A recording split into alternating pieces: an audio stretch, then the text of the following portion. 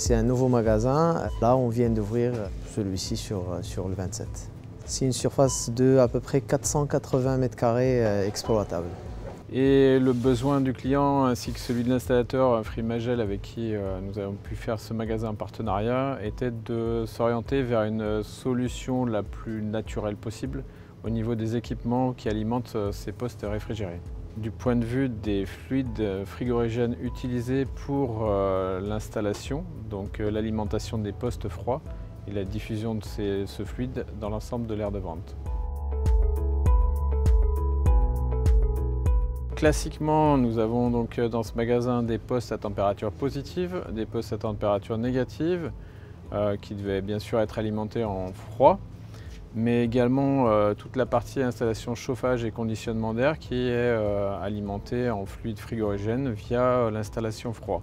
Ce qui est le point le plus innovant dans ce type d'installation, c'est de combiner sur une seule entité qui est l'entité de production de froid, la conditions de confort du magasin au niveau chauffage et climatisation. On a voulu leur faire bénéficier d'un nouveau produit donc, qui permettent dans le commerce de proximité proposer de la réfrigération, tout le monde le fait, mais proposer de la climatisation et du conditionnement d'air pendant toute période de l'année avec un coût extrêmement modique. Effectivement, au niveau de la réfrigération, c'est un appareil particulier pour Daikin qui s'appelle le Convenipack, qui est un appareil qui a évolué en cours d'année 2020, fin d'année 2020, sur un nouveau fluide qui est le CO2. Le Convenipack, c'est une unité de réfrigération dédiée aux installations type surface commerciale pour l'alimentation des postes froids, mais qui permet également à son utilisateur de chauffer et de maintenir le confort de ses clients par la fonctionnalité climatisation incorporée à cet appareil.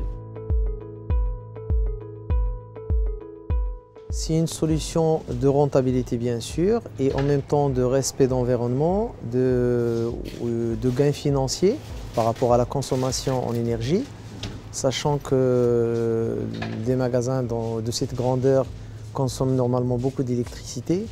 Et ça fait un peu plus d'un mois qu'on a déjà démarré avec cette solution et il est parfaitement satisfaisant jusqu'à maintenant.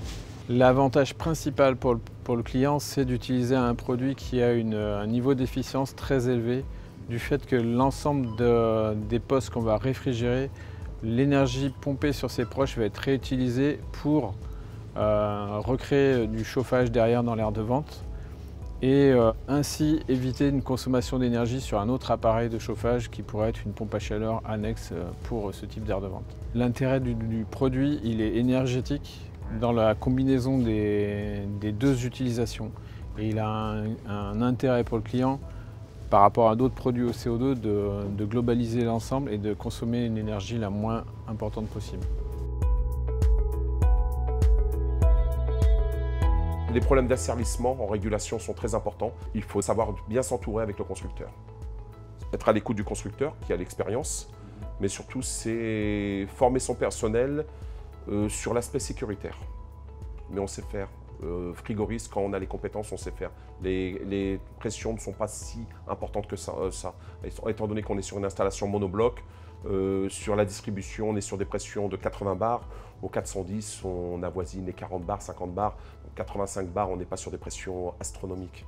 La contrainte sur le CO2, c'est surtout la partie régulation qu'il faut maîtriser. Là, on est beaucoup plus pointu. On a des phénomènes qui sont assez particuliers qui peuvent nous causer des gros désagréments. Contrôle d'étanchéité, ça veut dire que quand l'installation elle est élaborée, il faut être sûr de l'étanchéité du circuit. Donc l'installation elle est gonflée pendant une certaine période. Là, on a gonflé les circuits pendant pratiquement un mois. Les batteries au niveau des vitrines sont prévues pour des pressions de 60 bars en pression de travail. Sur l'installation, le réseau frigorifique, on est passé sur du K65, donc qui est prévu pour des pressions de 120 bars. Les soupapes ont été dimensionnées au niveau de la partie gaz couleur sur une pression de 120 bars. Donc gaz couleur, on va dire, c'est le chauffage. Et sur la partie réfrigération, on est sur des soupapes à 60 bars. Sur la partie basse pression et sur la partie haute pression, on est sur des pressions de 90 bars. Sur cette installation, on a donc des postes, comme je vous disais au début, à température négative. Aujourd'hui, on utilise sur ce magasin-là un ZEAS qui utilise encore le R410, mais dans des conditions qui nous permettent vis-à-vis de la F-Gaz, puisqu'on est sur une capacité en puissance frigorifique inférieure à 40 kW.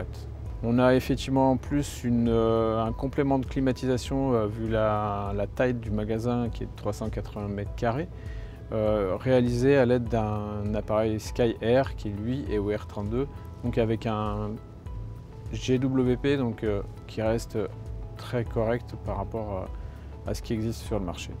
Dans un avenir proche, il va effectivement sortir d'autres modèles d'unités ZEAS, donc cette fois-ci au CO2, qui seront pour le coup dédiés à des postes positifs dans un premier temps, avec une gamme de puissance légèrement supérieure à celle du Covenipack.